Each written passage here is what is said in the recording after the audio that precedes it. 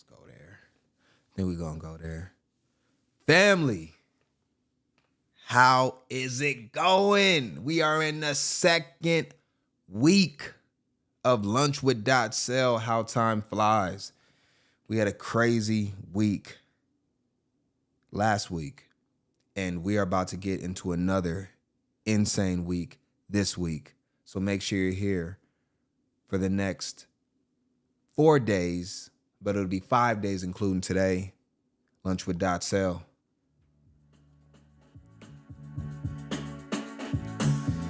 Yeah.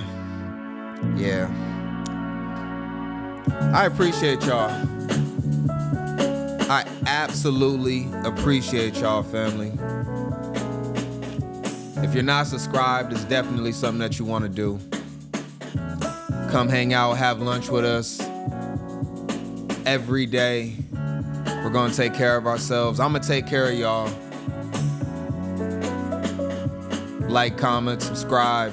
The big four is what I call it.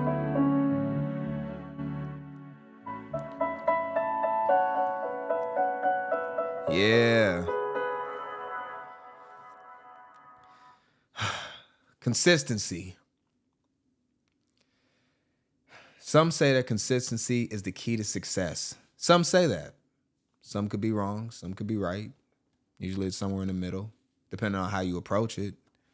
For me, though, I understand that everything that I've done with a level of consistency and I put the hard work in, I've seen the results, even if I wasn't the best at it.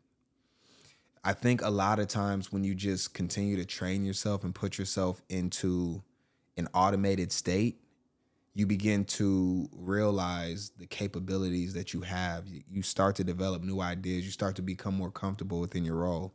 And it's been exactly 1 week, 1 full week, 7 days since we had our first episode of Lunch with DotSale, and here we are in week 2. And by any means, we're going to get the shows going every single day as long as I have the ability to, meaning that I'm still alive, because that's never guaranteed. But if that's the case and I'm physically able to, I will do the show, even if I'm sick.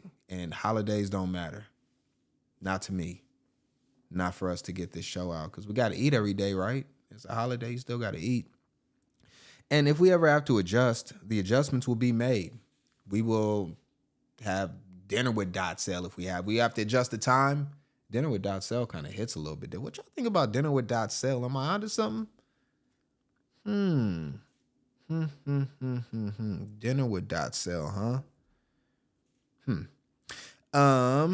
But then also we could have late night snack with it. We gotta do the show at 2 a.m. And we can have breakfast with DotSale. So we got a lot of options, right? We definitely got a lot of options. And I think that's the important part. Also, when we get an opportunity to see our progress, and you see your progress, it really helps. So I would actually tell everybody, whether you're a content creator or not, whether you're into being on camera, some people like to write. I would say write your accomplishments, write your progressions, so you can go back and look at that and see where you were and where you got to. Because I think it's really good that we document everything that we go through in life. Unless you're doing something. Listen, if you're a criminal, if you or if you possibly have, someone like FBI, open up, coming at you or something, that's a possibility, then I would probably say, don't keep ledgers. If anybody watched what was it? Was it Casino? I think it was Casino, where bro had all the ledgers, so they basically were able to get all the copies of all the illegal things that they were doing throughout their crime ring, and it basically took down the whole organization because he kept documents of everything illegal that they did. You might not want to go that route, but for anybody that's just living a normal life that doesn't have anything illegal going on, definitely keep track of your progress, because I think it's very helpful. And I just want to say this lastly. I appreciate everybody that has been here from the beginning, but if you ever get here later on in the journey, I'm not going to default you for that. Default you? I'm not gonna fault you for that. Default is crazy. What am I talking about? And I'm definitely gonna just be appreciative of you supporting and showing genuine support, throughout this journey. And my thing is, I feel like we're always gonna be better together than we are apart. So I definitely like all of y'all to be on this journey. That's why I consider you family. And with that, we got to eat as a family, right? We have got to eat as a family. So let's get into lunch. I'm excited for this one, y'all. I am excited for this one. What do we got on the menu? We got bibimbap, bibimbap, bibimbap, bibimbap. I'm gonna let somebody that's actually versed within the name say it again and make sure I got it right. I think I got it right the first time. But this is gonna be a very, very good dish. All right, let's look at it real quick and let's just go and see what it is that we're gonna be having for lunch today. This is a Korean dish. This is a Korean dish, and just look at the detail within this dish. You can eat it with chopsticks if you choose. If you want to try to, be culturally appropriate within the situation. We got all kind of sauces, vegetables, and actually, let me go back to me real quick because I just want to give you all the options, because what we do a lot is always give options. And I know that some people like to eat plant-based or vegan, or, they're just vegetarian. So we have something like this we can throw on there. These are eggs from plants.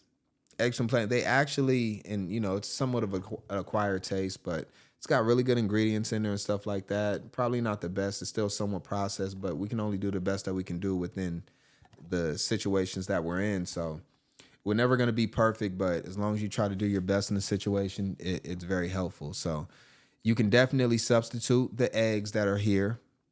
And there's all kind of options. That's just one I'm showing, but you can substitute the eggs in any of the meat products in here if you want to go plant-based. So you don't got to be like, oh, like, I don't eat that. I mean, it's very easy to swap things out nowadays. So, and even up here, they say right here in the corner, we go here. I'm trying to zoom in. You can get it vegan, gluten-free. It can be a dessert or a main dish or a breakfast. But as always, we're going to let someone cook it up with us, and we're going to enjoy the process of making this meal. This should be really fun. And we are going to have Aaron and Claire. Their channel is Aaron and Claire. They have 1.4 million subscribers. So I'll still tell you to go over to Aaron and Claire, and subscribe to their channel for providing us with how to make this dish. So I definitely want to give them their credit. I mean, 1.4 million, it'll be crazy if we get to that number. It will be crazy if we get to that number. It's going to take a long time, but we are going to put in the work to get there. So let's check this out and let's get ready for lunch. Hello from Seoul. When you think of Korean food, what comes to your mind first? Let me guess. Fried chicken? Korean barbecue? Nah, I think it's bibimbap. But I'm pretty sure you couldn't even try it because of its fancy presentation. It's fun to say. But as always, if you follow my lead, there's nothing to worry about. Alright, are you guys ready? Let's get started.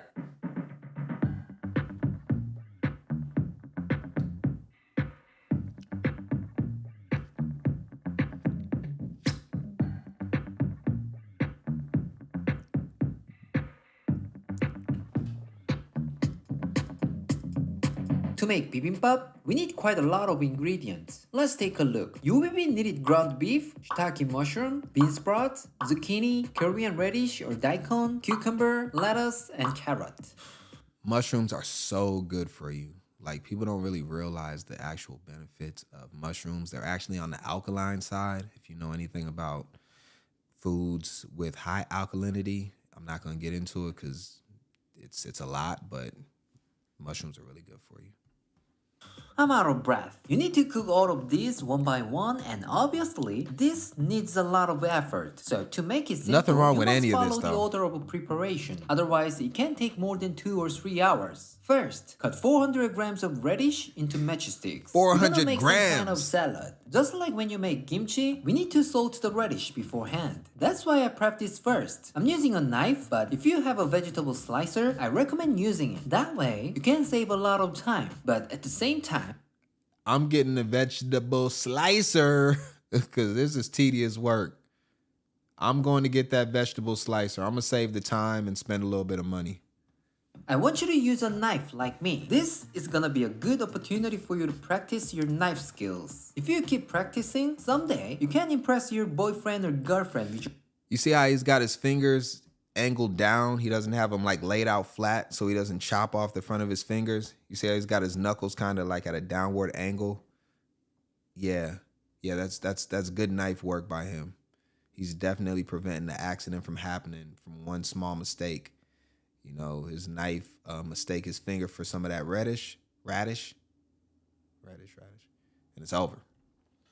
He'll be your eating his knife finger. skills. Trust me, it works. Why do you think Claire married me? This was all I needed. Anyways, let's get back to the point. Add 1 teaspoon of salt and mix it. We're gonna rest it for at least 15 minutes at room temperature. Next, let's prep beef. If you ever tried bibimbap at a restaurant, you've probably seen beef strips on top of bibimbap. This is the same thing, but I'm gonna make it simpler and better with ground beef. Since we're gonna extract all the good flavor from the meat, it's gonna enhance the flavor for sure. First, let's make the sauce. Chop green onion and onion. If you don't have these at home, you can skip it, but I recommend not skipping these since they really enhance the flavor. It's not because I'm in love with green onion. Put 1 cup of chopped green onions, 1 cup of chopped onions, 1 tablespoon of sugar, 5 tablespoons of soy sauce, 3 tablespoons of oyster sauce, 1 tablespoon of minced garlic, 1 tablespoon of sesame oil, and a third cup of water into a mixing bowl, and mix it well. Did y'all catch all that? I'm wondering though, because like, I'm not really familiar with green onions. I feel like I see white and red onions a lot. Like green onions, I don't even know like if I see those a lot. Am I just completely looking over green onions? Are y'all seeing green onions a lot? Interesting. Well, put some oil on a pan and add 1 cup of ground beef, which is about 200 grams. Since we're gonna use the sauce to season, you don't need to add any salt, but I recommend adding a little bit of black pepper. If you don't have beef, you can use either pork or chicken for the substitute, but make sure to use fatty parts to improve the flavor. Now, pour the sauce we made. Or you can go with plant-based meat. If you want to call it that, plant-based protein, there's all kind of options out there as far as plant-based chicken, plant-based beef, plant-based fish, like however you want to look at it, you can go that route. Everything can be substituted out for your liking. And boil it. If you have difficulty eating bibimbap because of spicy gochujang sauce, you can use this instead. You can still enjoy bibimbap without Korean chili paste in it. Bibimbap simply translates I to need mine mixed spicy. rice. So as long as you mix some Shout rice to all with the people any that like vegetables spicy and any food. kinds of sauce, it is bibimbap. So don't worry about it. And FYI, this meat sauce will be the key to bibimbap. When most of the liquid has evaporated, it's done. Next, slice cucumber. We're not gonna cook the cucumber, so all you need to do is just slice it nicely. Since it will give a nice vibrant color to your bibimbap, I don't recommend skipping it. Plus, you don't even need to cook it, so why not? Now let's move on to zucchini. Julienne the zucchini and stir The fry on low presentation heat is and put a pinch of salt. The presentation is important. The presentation is important. Since we're gonna put the meat sauce and Korean chili paste to our bibimbap, we don't need to add a lot. Just pinch of salt will be enough. Most importantly, if you cook zucchini too long, it will get mushy, so do not overcook. Before it gets fully cooked, move it to the plate. While it's on the plate, the remaining heat will cook it more. This time, carrot. Again, you need to slice it thinly. I think I have to take my words back. Today is a perfect day for you to improve your knife skills. Practice it for your future girlfriend or boyfriend. You're married? Never mind. Go get your slicer. Put some oil on a pan and add the carrots. Add a pinch of salt and fry it on low heat. Make sure not to burn it. Carrot will also give beautiful color to your I know y'all are hungry, but look, this is a process. This is a meal that you have to do a lot of separate pieces to put it together. So we're getting there. We got, a little more time, and we will get dinner out to you or lunch out to you soon, all right? This is Bibimbap. fun to watch. So if it's burnt, your bibimbap will not be pretty. Some of you who don't like carrots might think, is it really necessary? I understand what you're saying, but bibimbap is all about multiple colors. If there's only green on your plate, your partner never say wow. That's why I'm saying carrot is must-have ingredient. Let's chop the shiitake mushroom. Actually, it doesn't matter which mushroom you use, but I dare say shiitake mushrooms are the best. Not only for the flavor, but also for the texture. So please don't ask me like, Aaron, can I use other mushrooms? Trust me, if you use shiitake mushroom, you will thank me forever. Put some oil on a pan. Add the mushrooms are also very expensive in different types of mushrooms that you get. Some of them can cost a lot. I mean, like 10 times more than other mushrooms. And when we're talking about inflation shortly and spending habits, it's something that you want to consider. But I'm always an advocate of putting good things into your body before you put it on your body.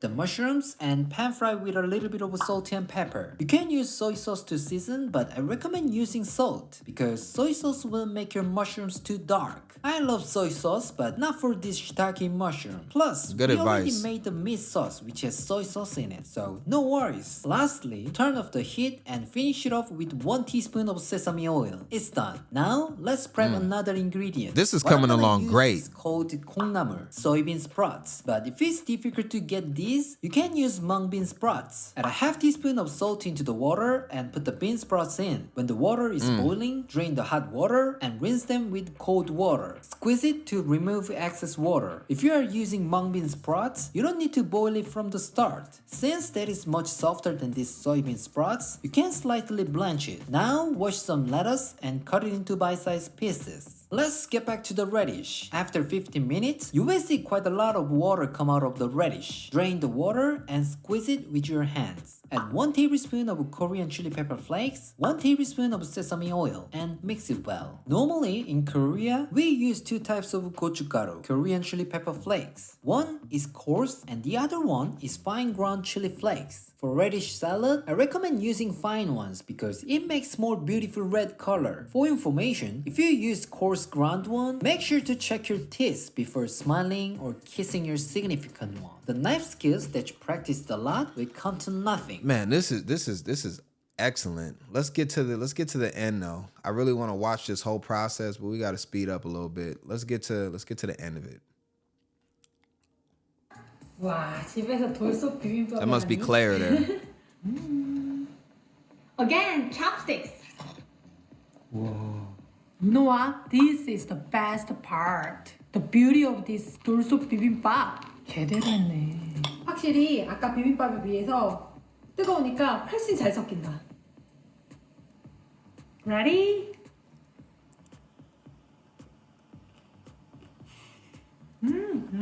엄청 맛있다. 똑같은 재료로 했는데 맛이 다르네. 솔직히 돌솥 비빔밥 먹는 사람들은 다 이 밑에 누른 그 밥대가리 먹는 거잖아. Crispy But rice. be careful. If you do it too much, you will need to visit the dentist. 확실히 추워지기 시작하니까. All right. So what do y'all think? So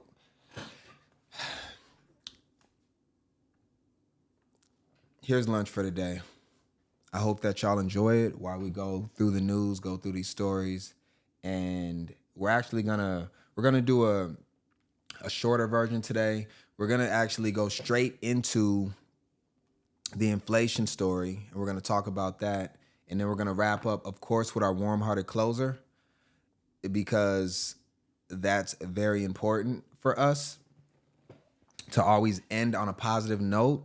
But because of time constraints, we're going to have to speed the show up just a little bit. So we will get back to those stories. I will get them all covered. But our main story is still going to get covered. And we're going to get into that basically now. But first, I guess a short monologue just leading into it would be that, I was looking at some of the numbers. I was looking at gambling specifically, and I'll probably talk to the men more on this one. Although, we'll see diversity within what's going on with the inflation talk and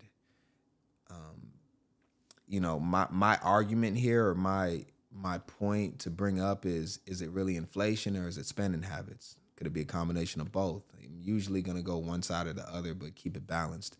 And I was just thinking about gambling, and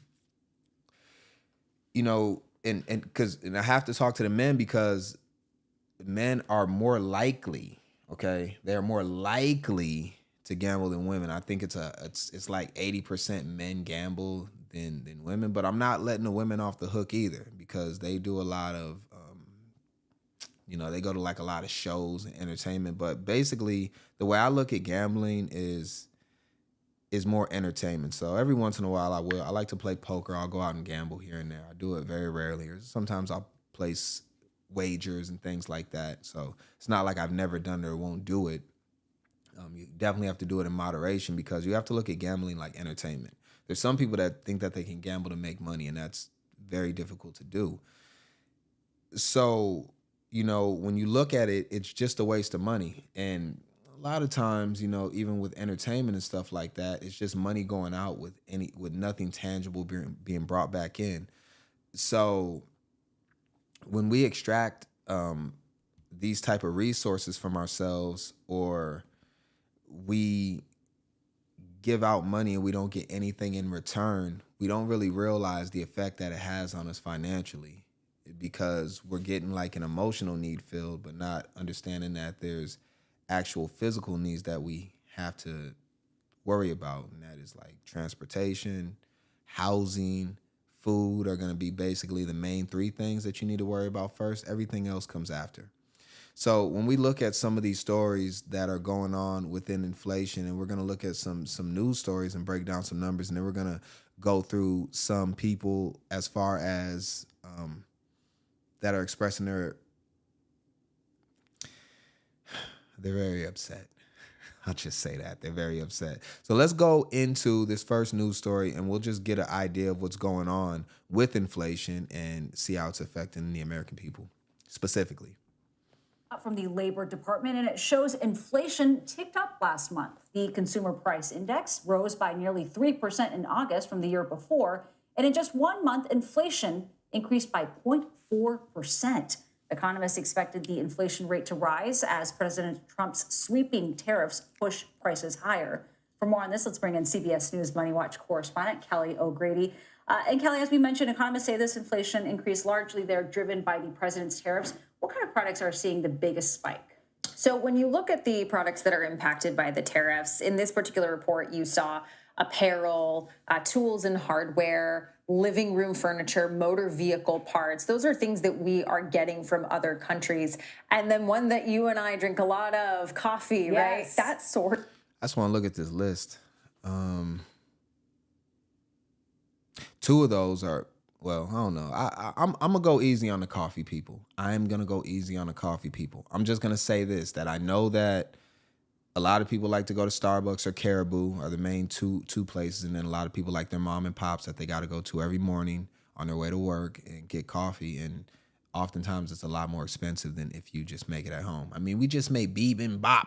Like, I just saved us a lot. I put the meal together for y'all. I didn't go to the restaurant and buy it. We made it as a family, and we saved a lot of money because of that.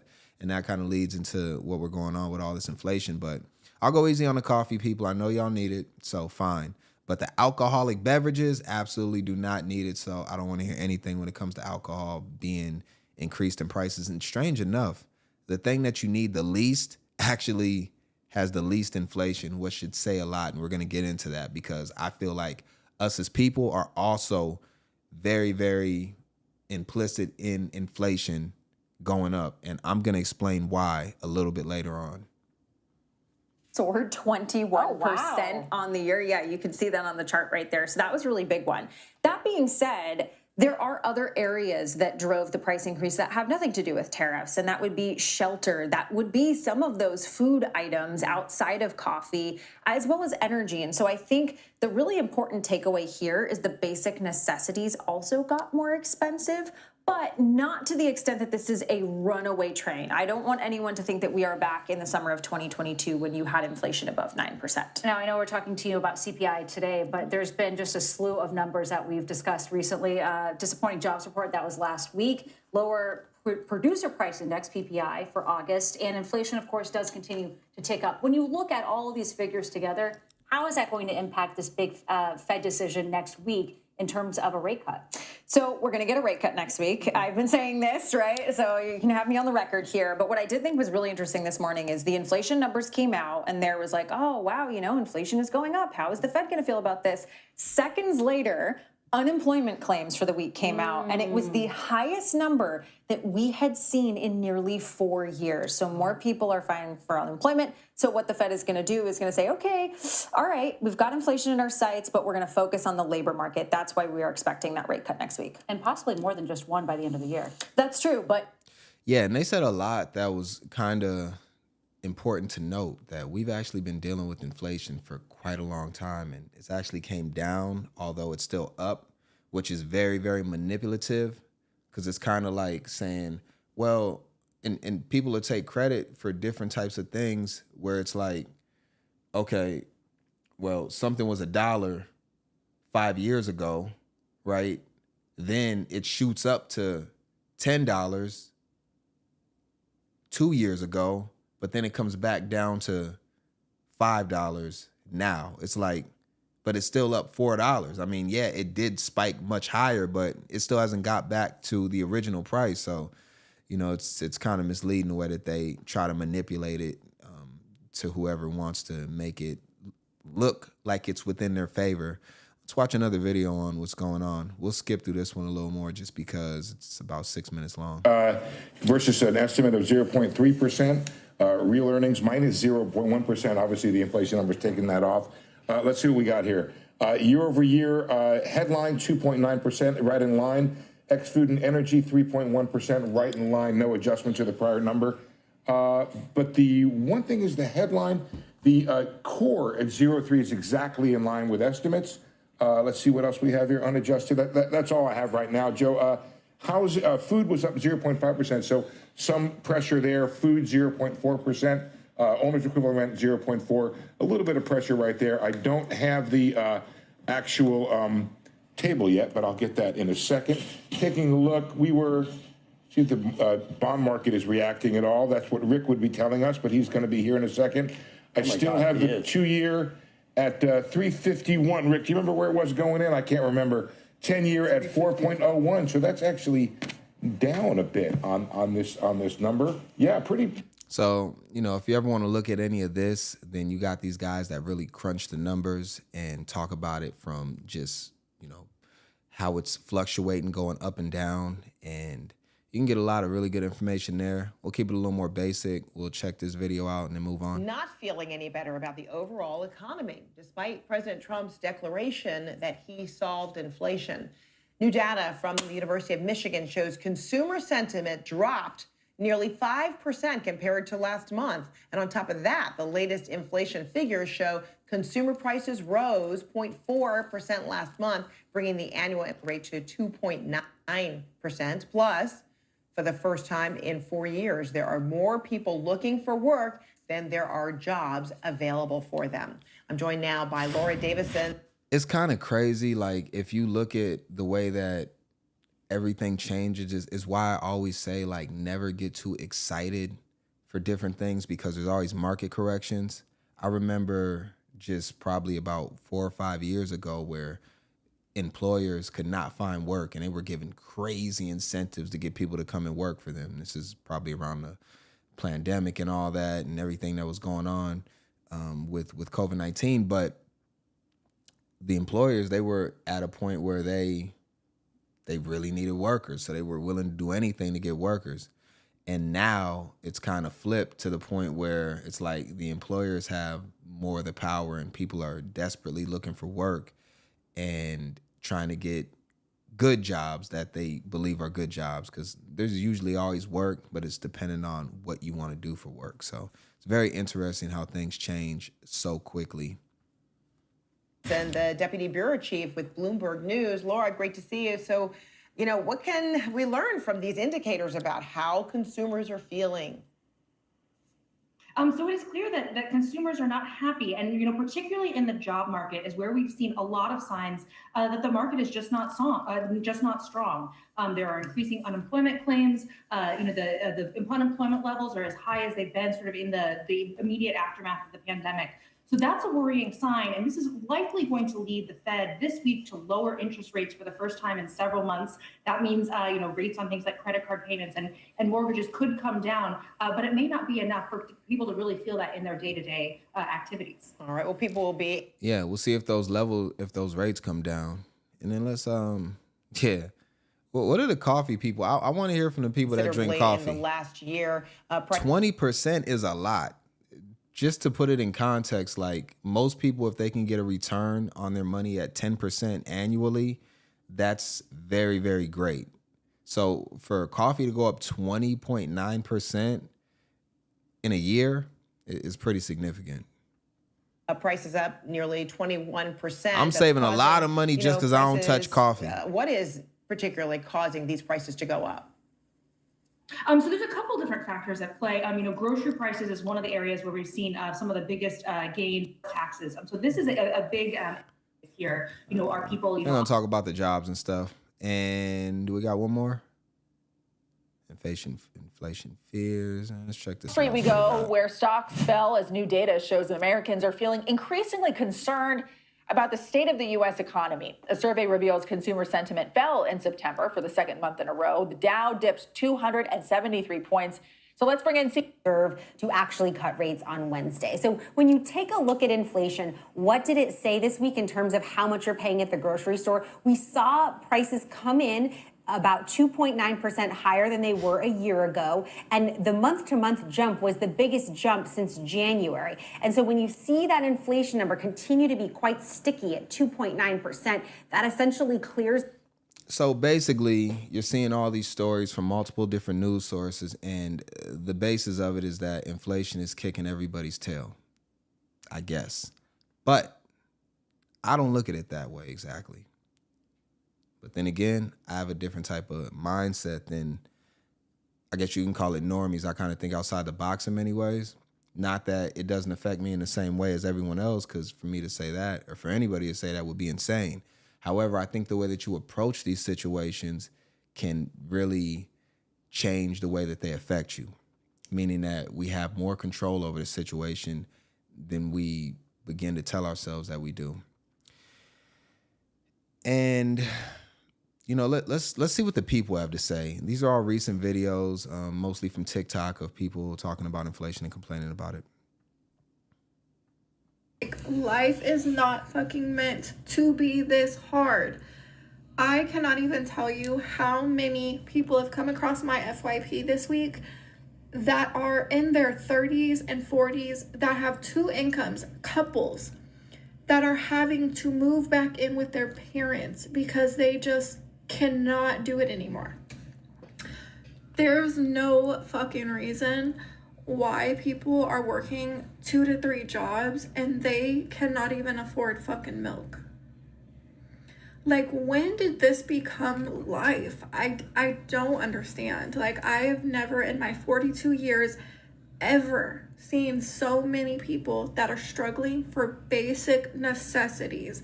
This is not people that had to cut out their vacations. These are people that cannot even survive to provide a roof over their head anymore. Like, something is so fucking wrong. And if this world doesn't wake up, like, what is going on, you guys? Like, look around. Like, this is just, it's fucking crazy. And even though I am in a really good financial place, that does not, like, I'm not so ignorant that I don't see what other people are going through.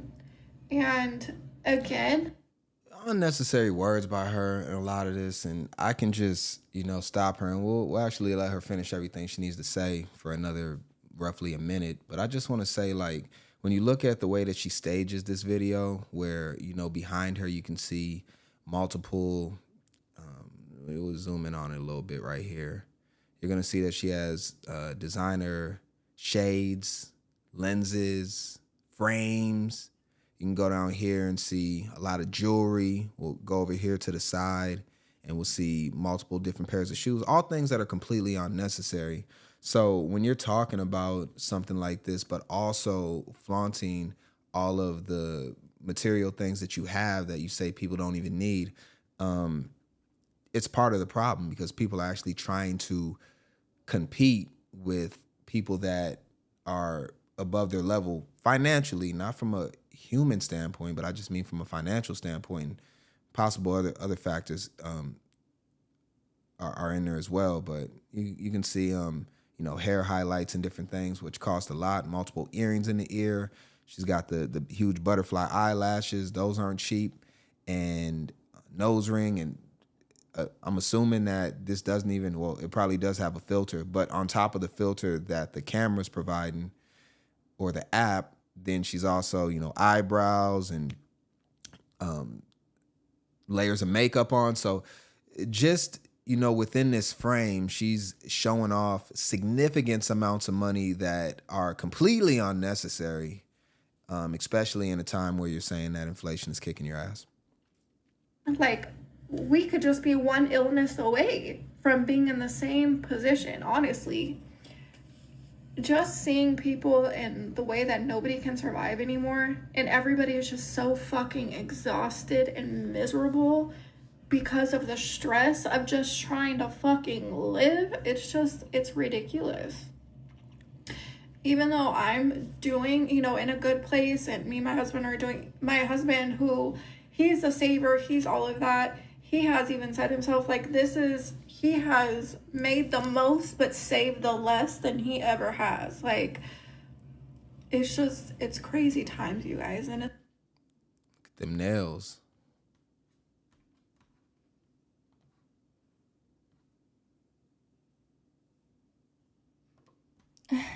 stop.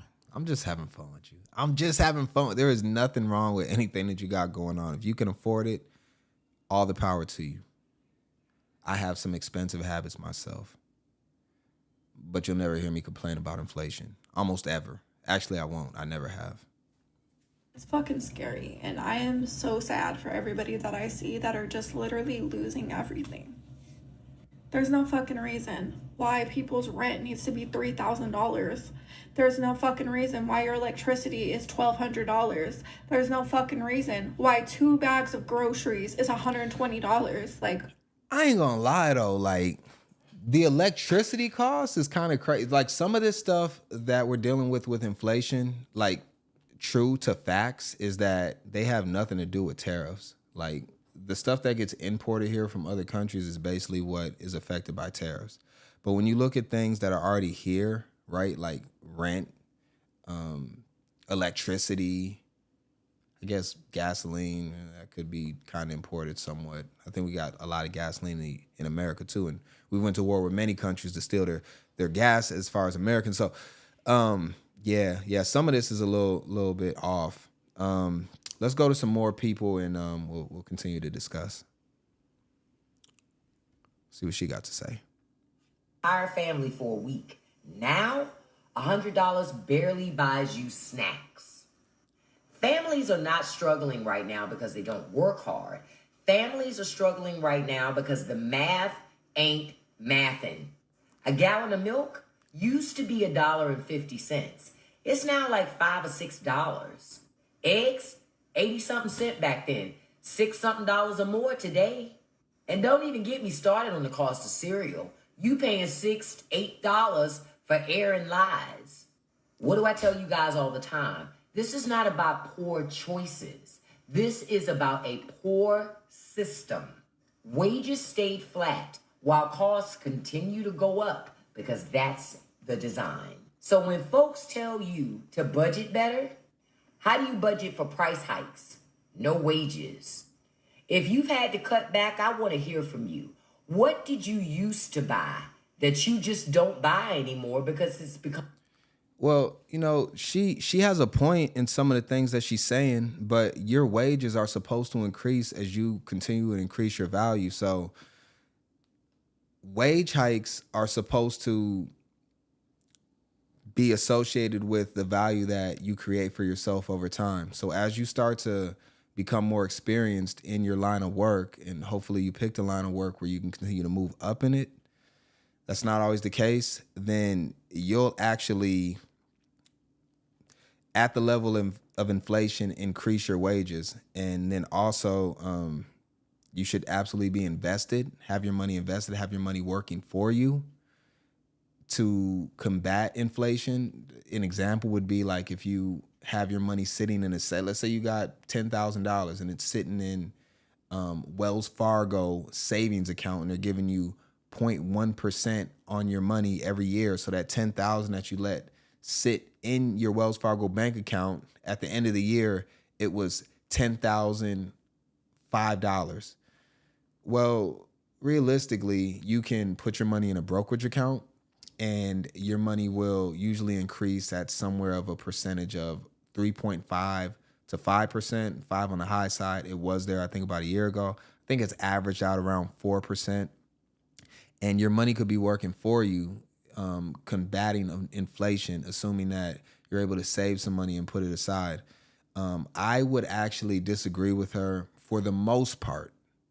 That's not for everyone, but I would say on average, it is poor choices. And I can actually come up with reasons why. Let's go on to another person because we got some more we got to get to.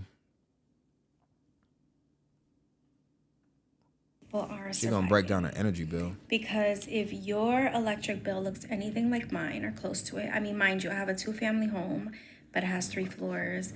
My tenant does pay her own utilities. I am in charge of my floor and the basement, you can say. And this is what it came out to. It's usually like 400. You know, in the summer, it could probably be like 500 because of the central air. And I do have a pool. But this is crazy. I don't know how people are going to survive this. I live in New Jersey. I know that it's in other states also. But I live in a and it's not even the best town. I live in an expensive town. Rents here are astronomical. They're just insane. And being able to pay your rent and then you have to pay a bill that's this high, or even let's say in the 500s, how are people even doing it? How are people surviving? I just don't get how a governor, a mayor, anybody can really allow this to happen to your... Did the governor or mayor tell you to go ahead and throw a pool in your backyard that you got to constantly operate, clean, change the chlorine out? It constantly has to cycle itself out to keep the water fresh.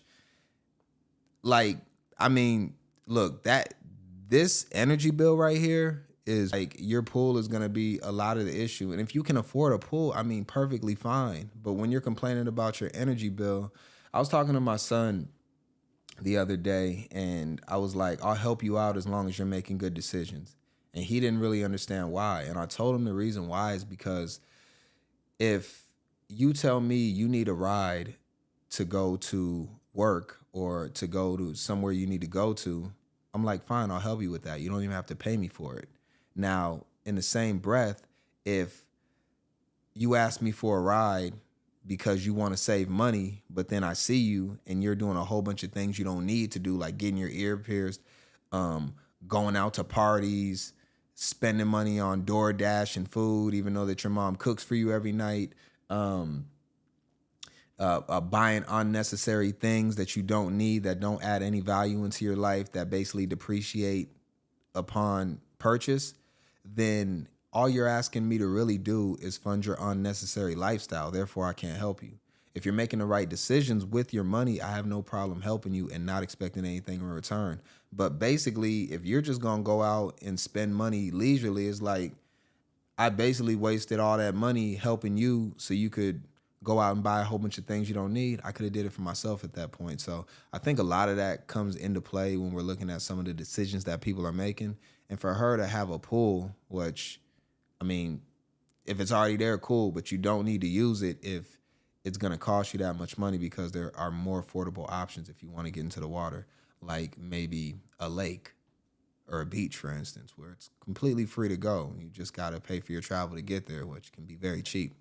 Let's go on to someone else because we got to move along. See what she got to say. Economy, or is everything a facade? I just can't help but wonder to notice that everywhere I go, packed to the brim. Restaurants are packed. Cafes with $12 lattes, huge lines. $12 lattes. $20-something smoothies, huge lines. Grocery stores packed. The other day, I called a bunch of nail salons just to get a basic-ass pedicure. All packed, all busy. They had no availability to squeeze in a 30-minute basic pedicure.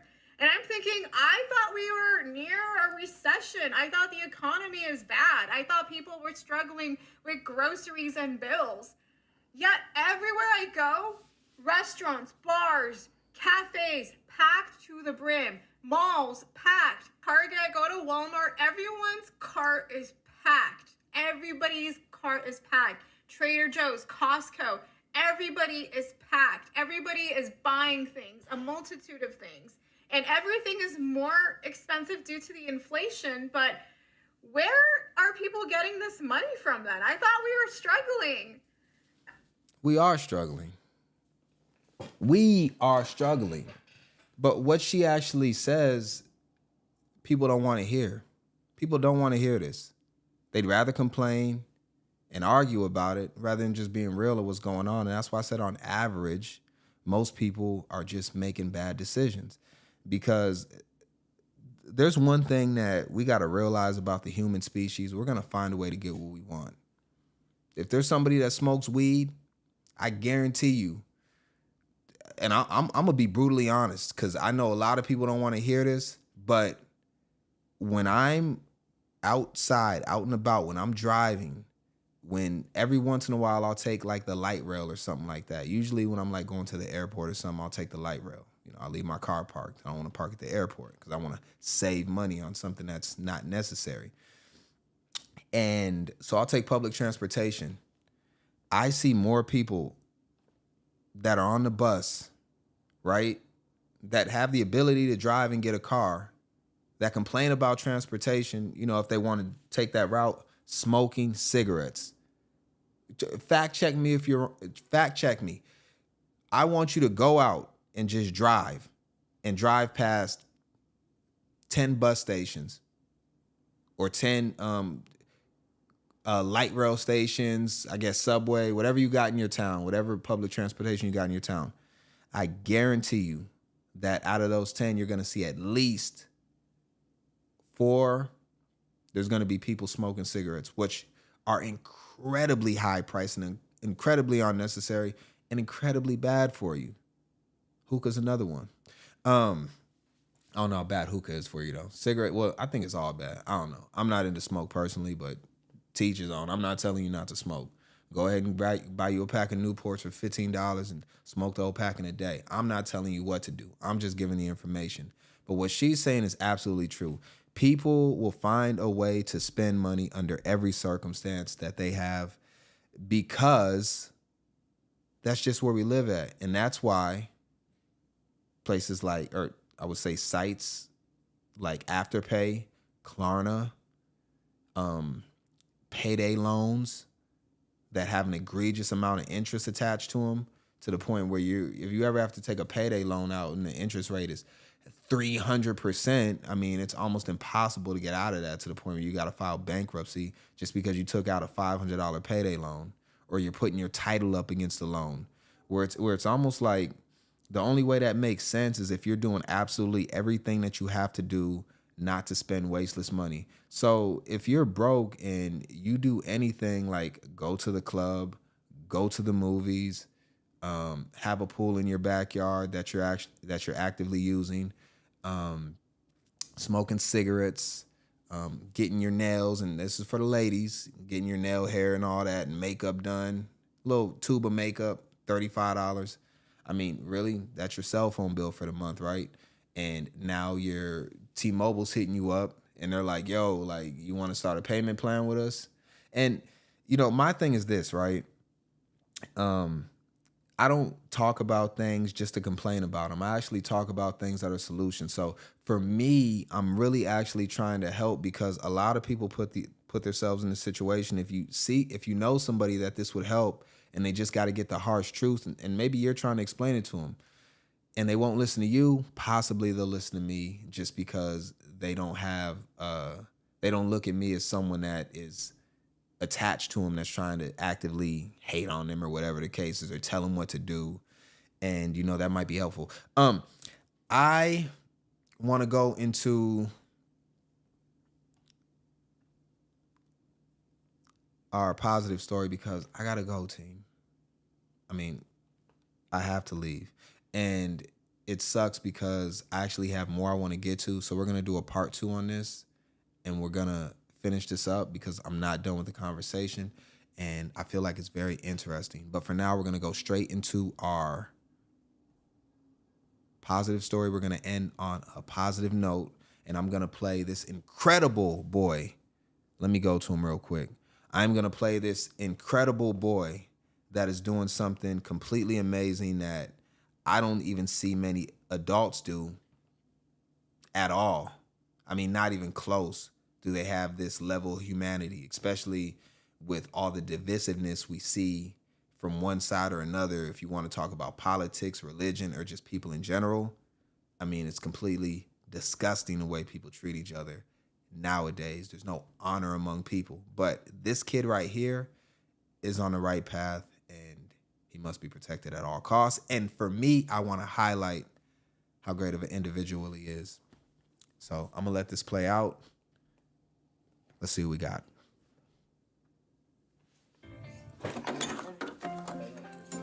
Ethan Hill has a giving heart. So I keep up my motto of every day is a day to help someone in need, and that's how I live. The 13-year-old has been helping those in need in Birmingham, Alabama for several years through his organization, Ethan's Heart Bags for Blessings. Ethan's Heart is my nonprofit that I started about 7 years ago now. This services the homeless community in Birmingham by providing them with the essential services needed to survive another night on the streets. We got enough toothbrushes, hats, socks, gloves are all good. It all started back when Ethan was just 6 years old and noticed someone on his way to school. Every day I was passing by this homeless gentleman on my way to school, and he lived up on the freeway. It didn't sit right with me, so that year I used my $100 Christmas money and I bought supplies for him and the others that were like him at that time. He was really happy, but he was humble. He was like, I don't need this stuff right here. You can take it. And he led us into the direction of other people who are in need. Since then, Ethan has expanded. Good morning, good morning. How y'all doing this morning? With the help of family, donations, and volunteers, Ethan's Heart has distributed over 5,000 care packages to the homeless and those at risk of homelessness. Ethan even has a mobile store now, equipped with everything from food to sleeping bags, toiletries, and more. What you need? Yeah. I'm here today to receive some donations from Ethan Heart. It's a beautiful company, you know what I mean, for the homeless. And I'm blessed. Ethan says giving runs in his family. Boom, there you go. It might be a little this, but you got you right. It really brings us together because it's really something that all of us have a passion for doing. We're all big givers. We give from the heart. Ethan knows that when he goes out, he's not just representing himself. He represents a village. That's just who our family is. It's the standard of giving and the standard of, being selfless. How you doing today? It just takes that one time of you going out there and making a difference in someone's life. You are always going to want to come back to it. One teenager making a difference in the lives of others. We're trying to get ourselves together. They helped us out. Thank God for them. You have a blessed day, bro. For Sunday Today, Kristen Dahlgren. I appreciate you, Ethan. Me, DotSale, I appreciate you. I think what you're doing is incredible. And you are absolutely, positively someone that adults need to look at. I mean, grown adults, because as you've seen, and no shade to the old man that was receiving help from Ethan, I don't discredit him at all. What I'm saying is that when we go from stories like what we just seen with the inflation to looking at a kid like Ethan that's actually, instead of trying to take care of himself, is taking care of others. Good things will come on to young Ethan as he continues to grow, and he will be very successful. And a kid like this can absolutely change the world for the better. And when I see things like this, I'm absolutely inspired to be the best person that I am, even though that I'm many years older than young Ethan. He's an inspiration to me. And I just, look at these situations and say, all right, our decision making is almost 100% going to be the deciding factor in how our lives play out. And, he's making the right ones. So I got to get out of here. I'm glad we got to end on this note because, it's truly incredible just to see, the youth making these type of decisions at such a young age. And shout out to his parents as well. I don't want to forget that. Shout out to his parents for enabling him to do this and giving him the autonomy to be able to make his own decisions that he feels necessary, because a lot of parents handicap their kids, sometimes by love.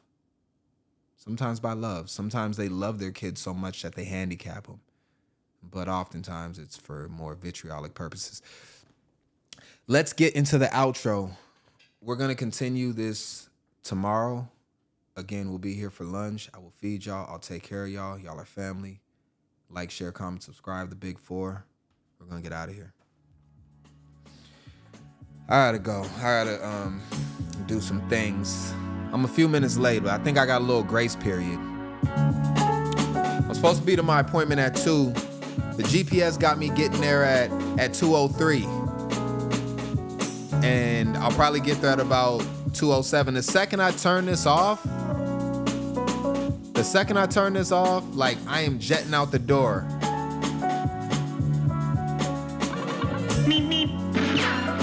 I'm gone. But the show must go on. I appreciate y'all. I'll see y'all tomorrow. Have a good rest of your day. Learn from Ethan.